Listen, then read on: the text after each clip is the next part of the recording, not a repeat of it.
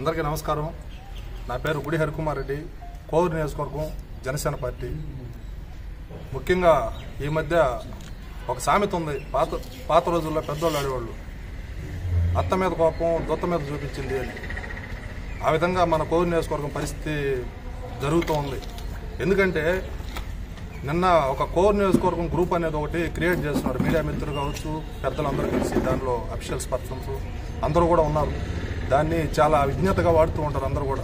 అంటే ఏవంటే ఏకిరి పోకిరి మెసేజెస్ పెట్టకుండా సమాజానికి పనికి వచ్చే పేపర్ కటింగ్స్ అయితే అటువంటివి పెడుతూ ఉంటారు. కానీ నిన్న రాత్రి 7:15 రఫీ అనే అతని గురించి కూడా మాకు తెలియదు, కోనాసి జయప్రకాష్ అనే అతను యాడ్ చేయడం జరిగింది.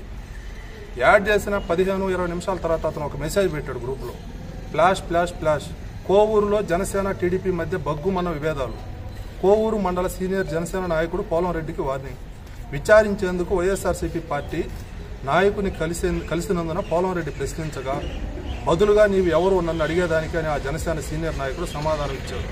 దానికి పోలంరెడ్డి క్షమాపణ చెప్పాడు. సీనియర్ జనసైనికుడు ఈరోజు ఒక మీటింగ్లో చెప్పాడు. అసలు పోలంరెడ్డి నిన్న ఎక్కడున్నారు? ఆ సీనియర్ జనసేన నాయకుడు ఎవరో మాకు తెలియదు, అతను తెలిస్తే కొంచెం గ్రూపులో మళ్ళీ అడిగా మేము, ఎవరండి, ఎక్కడండి, ఎప్పుడు జరిగిందని సార్ అని అంటే ఇప్పటికీ సమాధానం లేదు దానికి.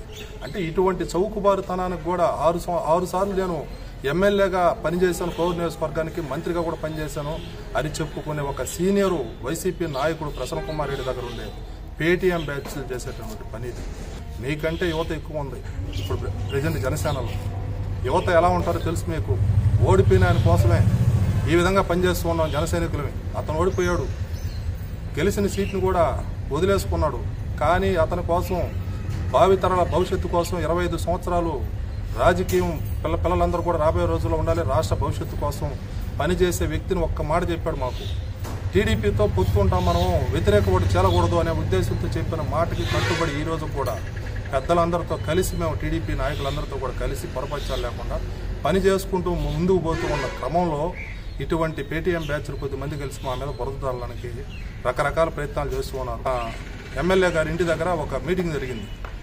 సోషల్ మీడియా వింగ్ విభాగానికి అందరికి సంబంధించి మీరు ఎలా బురద చల్లుతారు, టీడీపీ వాళ్ళ మీద కావచ్చు, జనసేన వాళ్ళ మీద కావచ్చు, ఎటువంటి బురద చల్లుతారు అంటే కడిగినా కూడా పోకూడదు అనమాట. అటువంటి మకిలి పట్టే విధంగా టీడీపీ వాళ్ళ మీద జనసేన వాళ్ళు తిట్టారని, జనసేన వాళ్ళు తిట్టారని టీడీపీ వాళ్ళ మీద అలా పెట్టేసి రకరకాలుగా క్రియేట్ చేసి వాళ్ళకి అలిగేషన్స్ పెట్టండి అని చెప్పి పెట్టారు. ఇకపోతే ప్రసన్న కుమార్ రెడ్డి గారు ఈ మధ్య రకరకాల ప్రోగ్రామ్స్లో చేస్తూ ఉన్నాడు.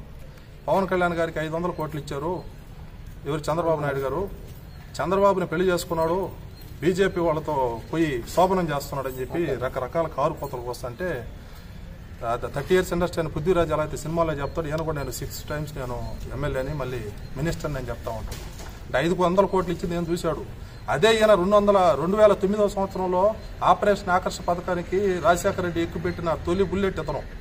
అప్పుడు ఏ పార్టీ నుంచి ఏ పార్టీ పడి అప్పుడు దాకా ఏంటంటే రాజశేఖర రెడ్డి రాయలసీమ ఫ్యాక్షన్ని తీసుకొచ్చి ఆంధ్ర మీద రుద్దుతున్నాడు మొత్తం మీద అని చెప్పి మాట్లాడిన వ్యక్తి ఈరోజు 500 కోట్లకి ఆయన పవన్ కళ్యాణ్ గారు అమ్ముడు పోయి ఉంటే ఇతను ఎన్ని కోట్లకు వచ్చాడో అతని విజ్ఞతకే వదిలేస్తున్నాం మేము. అది ఎందుకంటే తప్పు మాటలు, ఎక్కువ మాటలు ప్రెస్ మీట్లో కానీ ఎక్కడ కూడా మాట్లాడదని చెప్పి పవన్ కళ్యాణ్ గారు మా విజ్ఞత కుదురున్నారు, చెప్పున్నారు మాకు. అందుకని చాలా జాగ్రత్తగా నేర్చుకున్నాం, ఆయన దగ్గర నుంచే నేర్చుకున్నాం మేము. ఇకపోతే కాజ్వే 96 కోట్లతో శాంక్షన్ అయిపోయిందని చెప్పి అనంతపురం జెన్కో దగ్గర ఈయన మానికులేటను ఏది అక్కడి నుంచి రిమోట్ నొక్కడం, వెళ్ళి సంబరాలు, అక్కడ ఓపెనింగ్ కాకుండానే సంబరాలు మునిగి తేలేరు. మరీ కార్యకర్తలు అంత ఉత్సాహంగా ఉన్నారు ఆ రోజు. అది ఏమైందో దాన్ని మా పోలంరెడ్డి, మా మిత్రపక్షం పోలంరెడ్డి దినేష్ రెడ్డి గారు సెల్ఫీ ఛాలెంజ్లో దాన్ని ప్రశ్నిస్తే వాళ్ళని వ్యక్తిగతంగా నానా విమర్శలు చేసిన వ్యక్తి మీరు. అది కూడా ఎందుకు వెనక్కిపోయిందంటే 96 కోట్లకి డిజైన్ చేసిన ప్రాజెక్టు మీకు కమిషన్లు చాలవని చెప్పి ఉద్దేశంతో మళ్ళీ ఇంకొంత పెంపుకి వెళ్ళారు కాబట్టి అది ఆగిపోయింది అనమాట. అంటే ఇవన్నీ మీ వెనక అన్ని పెట్టుకొని గురువిందైతే అలాగో దాని కింద ఉన్న నలుపుని చూసుకోదో మీరు ఆ విధంగా చూసుకోకుండా ఎంతసేపు నిద్రలేస్తే పవన్ కళ్యాణ్ గారు ఇక్కడ చంద్రబాబుతో పెళ్లి అక్కడ శోభనం. అదే మీ విజయసాయి రెడ్డి గారు, మీ రాజ్యసభ సభ్యుడు విజయసాయి రెడ్డి గారు పార్లమెంట్లో బిల్లులు ఏ బిల్లు అయినా సరే వాళ్ళు బీజేపీ వాళ్ళు తీర్మానం చేస్తే మనందరం మద్దతు పలకాలని చెప్పి ఆ రోజు ఎలా అంటాడు? అంటే మీరు చేసేది అయితే సంసారం, మిగతా పార్టీలు చేసే వ్యభిచారం అని చెప్పి ఈరోజు మేము సభాముఖంగా తెలియజేస్తూ ఉన్నాము. చంద్రబాబుని పెళ్లి చేసుకున్నాడు, అక్కడైతే శోభనం చేయించుకుంటాడేమో కానీ ఈ మధ్య అయితే జయప్రద గారు కనిపించట్లేదంట. అది అసలు ఎందువల్ల ఏందనేది కూడా మాకు కూడా తెలియట్లేదు. అదే మిమ్మల్ని వ్యక్తిగతంగా అడగాలంటే చాలా ఉన్నాయి మాకు. ఏ విధంగా అంటే రామోజీ నగర్ ఫిల్మ్ సిటీలో 4 సంవత్సరాలు రూములు తీసుకున్నారంటే ఎవరు? ఇది కూడా మాకు తెలియదు అనమాట. అంటే ఆ నోట ఈ నోట ఈ మధ్య 5 మండలాలు తిరుగుతున్నాం కాబట్టి తెలుస్తున్నాయి మాకు. తర్వాత పోలవరం రెడ్డి గారు క్షమాపణ చెప్పాల్సినంత తప్పు ఆయనే చేయలేదు. మాలో ఉన్నటువంటి మా టీం వర్క్ కావచ్చు, మాకు పవన్ కళ్యాణ్ గారు నేర్పినటువంటి పరిజ్ఞానం కావచ్చు, మేము అతన్ని ఎదుర్కొనేంత పనులు కానీ పెద్ద వ్యక్తుల్ని తిరస్కరించి వ్యతిరేకంగా సమాధానం చెప్పే కుసంస్కారం అయితే కానే కాదు. మీ భయం ఏంటంటే టికెట్ ఎలక్షన్ వచ్చేదాకా ఏంటంటే మీ సోదరులు కావచ్చు, సోదర కుమారులు కావచ్చు, అందరిని కూడా తిప్పుకుంటారు అనమాట మీరు పార్టీలతో. మీ వెనక టికెట్ వస్తుందనే ఉద్దేశంతో మళ్ళీ వీళ్ళు ఎక్కడ పోటీకి వస్తారనే ఉద్దేశంతో వాళ్ళని రానివ్వరు. అంటే మీ దగ్గర ఇది పెట్టుకుని నెపాలు మాకు చిలికలు పెట్టాలంటే అంత అసమర్థులు లేరు ఇప్పుడు, అంత అమాయకులు కూడా లేరు. ఎందుకంటే చాలా ఎడ్యుకేట్ అన్నారు పొలిటికల్గా కూడా. ఇప్పుడు యూత్ కూడా చాలా ఎడ్యుకేట్ అన్నారు కాబట్టి కొద్దిగా మీ వాళ్ళనే కొంచెం ఎడ్యుకేట్ చేసుకోండి. మరి చౌకబారు పోస్టులకి పడరా వాళ్ళు జన సైనికులు కావచ్చు, టీడీపీ నాయకులు కావచ్చు పడరని చెప్పి మీ వాళ్ళని మీరు ఎడ్యుకేట్ చేసుకోవాలి. ఈ ఎలా ఉంటుందంటే ఎమ్మెల్యే గారి మనస్తత్వం, చిరుతిప్పుల దాడిలో లాక్షిత అనే అమ్మాయి చనిపోతే ఆ రోజు అర్థమైపోయింది మీది. ముందు ఒక మాట తల్లిదండ్రుల మీద విచారణ జరపాలి ఆడపిల్ల కాబట్టి, తర్వాత ఒక మాట నేను అలా అనలేదు ఇలా అనలేదు అని చెప్పి. కోఆపరేటివ్ బ్యాంకులు అంతకుముందు 12 కోట్ల నిధులు ఉందంట. గుణపాటి ప్రతాప్ రెడ్డి గారు కావచ్చు, అంతకుముందు సీనియర్ నాయకులు కోఆపరేటివ్ బ్యాంక్ చైర్మన్గా ఉన్నప్పుడు 12 కోట్ల నిధులు ఉందంటే ఇప్పుడు 3 కోట్లకు పడిపోయిందంటది. కానీ అందరూ ఏదంటే ఆ నోట ఈ నోట అసలు అగ్రికల్చర్ నిజమైనటువంటి అగ్రికల్చర్ ఫార్మర్స్కి అది చెందుతూ ఉందా ఆ లోన్స్ అనేవి? లేకపోతే ఇప్పుడు ఫిష్ పాండ్స్ మీకు సంబంధించినటువంటి మీ నాయకులకి ఫిష్ పాండ్ అంటే రొయ్యల గుంటలకి లోన్లు ఇస్తామని చెప్పి అదొక జరుగుతూ ఉందన్నమాట. ఇందుకూరుపేట మండలంలో రకరకాల పుకార్లు షికార్లే చేస్తూ ఉందన్నమాట. వాటి మీద దృష్టి పెట్టండి. ఇంకొకటి, మీకు కమిషన్లు ఇస్తేనే పనులు ఇస్తారంట నాయకులకి.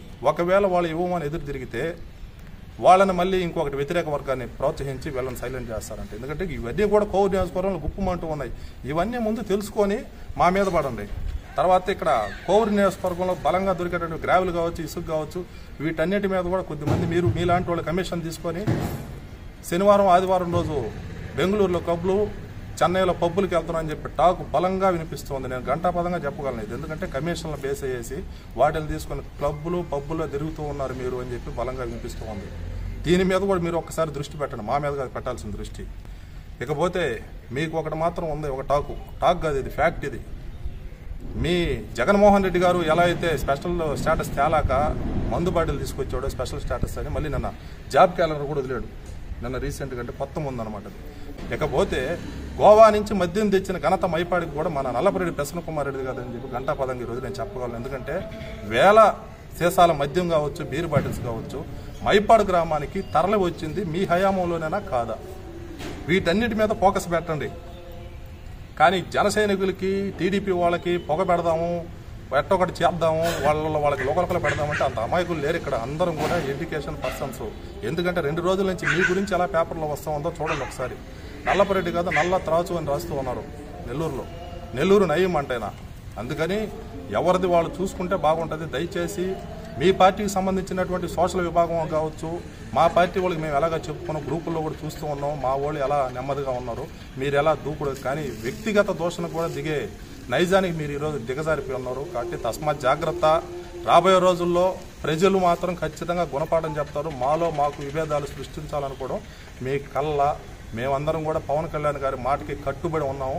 మా పేరులే జన సైనికులు. మేము జనాలం కాదు మీలాగా మీ మాటలు నమ్మి గొర్రెల్లాగా ఓట్లు వేయడానికి.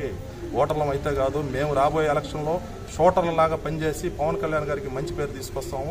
ఉమ్మడి అభ్యర్థిని గెలిపించుకోవడానికి మా సాయ శక్తుల శక్తి వంచన లేకుండా పనిచేస్తామని చెప్పి ఈరోజు జనసేన టీడీపీ కలిసిన సందర్భంగా కోవూరు నియోజకవర్గ జనసేన పార్టీ తరఫున ఒక తీర్మానం అనేది చేసుకుని కూడా మీ ముందుకు రావడం జరిగింది. జై హింద్, జై జనసేన, జై పవన్ కళ్యాణ్.